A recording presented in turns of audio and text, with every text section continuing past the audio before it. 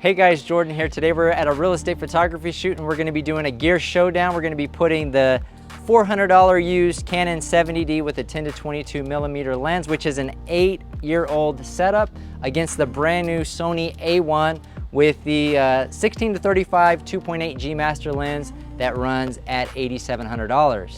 So this Sony setup over here cost over 20 times the amount of this Canon 8-year-old setup over here. Today we're gonna find out if the image quality really is that much better on this 20 times more expensive camera setup, or if you can get away with using a Canon 70D with a 10 to 22 millimeter lens that's over 8 years old. So once we're finished shooting the home, we're gonna jump into my computer. I'm gonna do a side-by-side comparison on some of the photos from each of these cameras. For consistency, we're gonna be setting the cameras both to aperture 7.1 with auto ISO with a range from 100 to 400. We're also going to be shooting HDR without flash to minimize the amount of variability. Let's get started.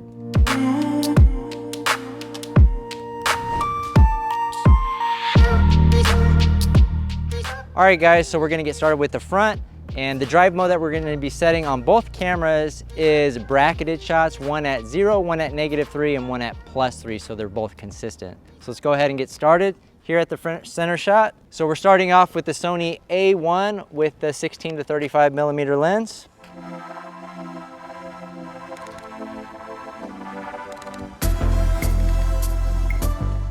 All right, so now that we're inside, I like to start with the entryway and get all the main areas. I'm just gonna get the main areas first, and then go down this hallway. We're gonna go upstairs and get the master bedroom and the other rooms upstairs, and then we're gonna finish off with the backyard.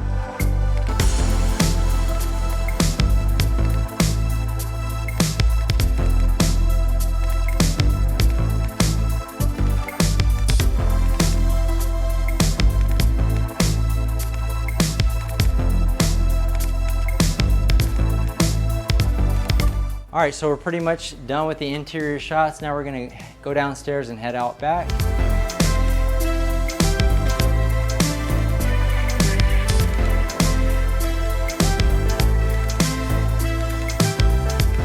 All right, so now we're finished with the Sony A1 setup. Now we're gonna transition over to the Canon 70D.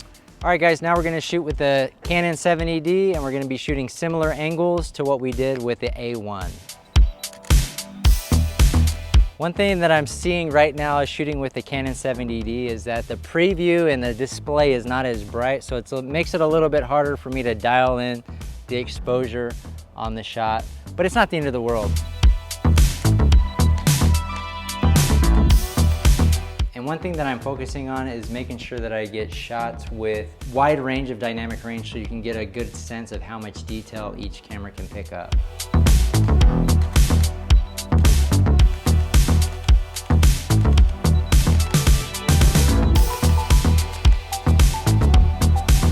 All right guys, we're done shooting with the Sony and the Canon setup at this property. One thing that I did notice is that it did take a little bit longer to shoot and to dial in my shots on the Canon versus the Sony. Now I don't think it took 20 times as long. I would say it probably added an extra 20%, 25% time, because I did have to go into the menu and adjust the exposure value as I saw it was too bright or too dark. As with the Sony, you have that dedicated dial for exposure on the top, so it's a lot easier to adjust on the fly with the Sony. All right guys, now let's jump into my computer and do some editing and some side-by-side comparisons. All right guys, so we're here in front of the computer and we're doing a comparison between the Sony pictures and the Canon pictures. So the ones on the left, I'm gonna be doing a comparison of 6 different images, and then we're gonna be looking at a raw image for both cameras just to kind of see the differences. But these are edited using our basic method of editing. These are just straight HDR, same method, basically the same preset and everything. So everything's pretty much on a level playing field here. And if I'm looking at both of these pictures, you know, I would be happy receiving either one of these if I was the customer. I know that the composition is a little bit different because I shot one before the other, but yeah, I think they both look really good. Like, just to the regular eye, I'm not seeing any drastic differences. Almost kind of like the colors a little bit more on the Canon than the Sony, which is kind of odd. But let's go ahead and zoom in Now you can see like a full zoom in on the Sony is going to be more zoomed in because this is what, a 50 megapixel camera versus a 20 megapixel Canon 70D, but 20 megapixels even is way more than you need for most real estate photography shoots.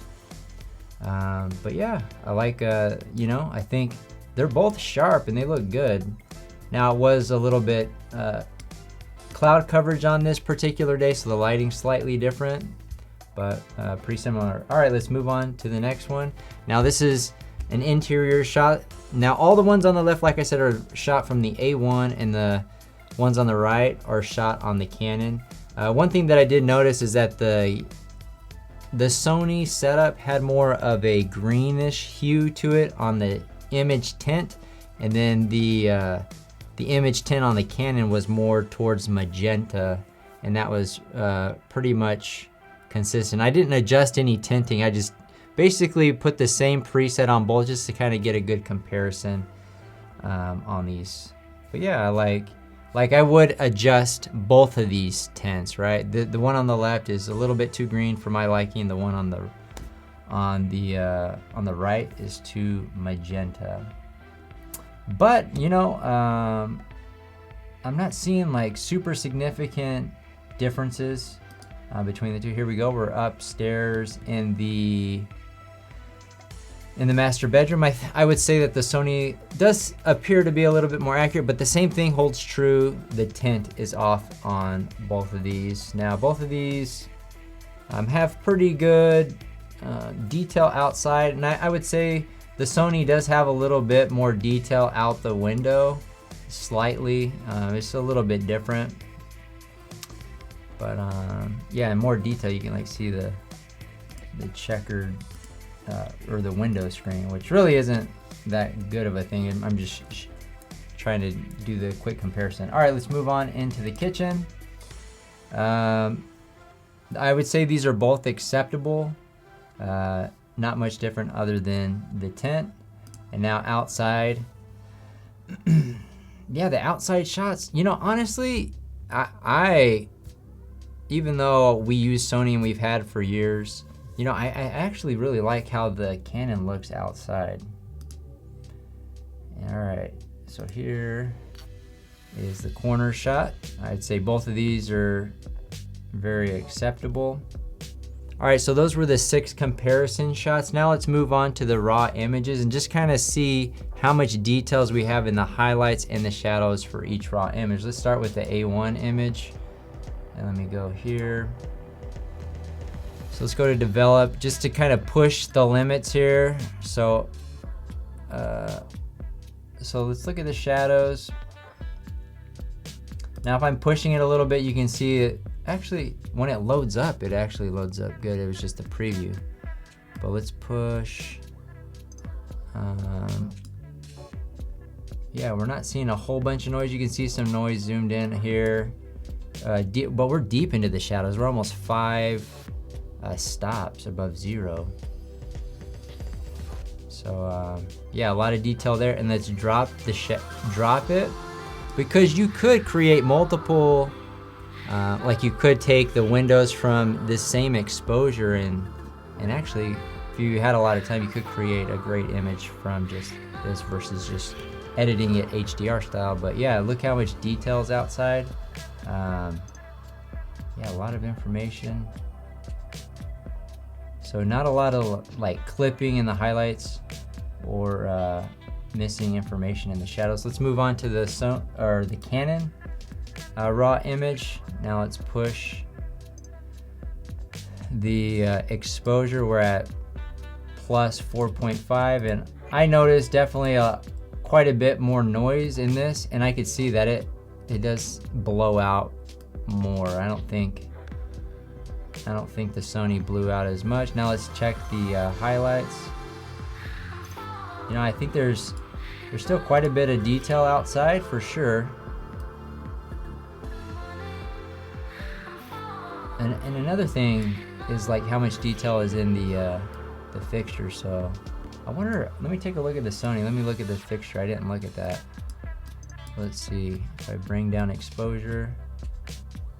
Pretty similar, probably a little bit more information on the Sony. Yeah, the whole bulb isn't completely blown out. You can actually see the rings in this area. You see what I'm saying? You can actually see the form of the bulbs themselves in the Sony. So obviously you're getting a little bit better dynamic range where it's capturing more in the highlights and the shadows with the Sony. But honestly, you know, for daytime shoots and most shoots for real estate photography, you're not having to dig that deep, especially if you're shooting multiple exposures HDR, where you're just blending multiple exposures. All right, so in conclusion, I would say that the Canon or the Sony definitely produce great results for real estate photography. There are minimal differences, and actually there are times where I preferred the Canon photo over the Sony, and then sometimes where I thought the Sony photo looked better than the Canon. The reason we transitioned to Sony years ago was so that we could have one tool that was great at both photos and video, and the Canon is a great photography camera, but it's not that great at video. So if you're just getting started in real estate photography, getting a cheaper setup like the Canon 70D with a 10 to 22 millimeter lens is perfectly fine. I think your customers are gonna be great with the results you can get with it. So is it worth spending 20 times the amount for your gear setup for real estate photography? I would say no. You may want to invest in a nicer Sony camera if you offer video as well. The A1 is overkill. I'd recommend getting something more practical, probably around the A7 III model. All right guys, that's gonna do it for this video. If you're interested in learning more about the real estate media business, check out our free 1-hour training. The link is in the description, and we'll see you guys on the next one.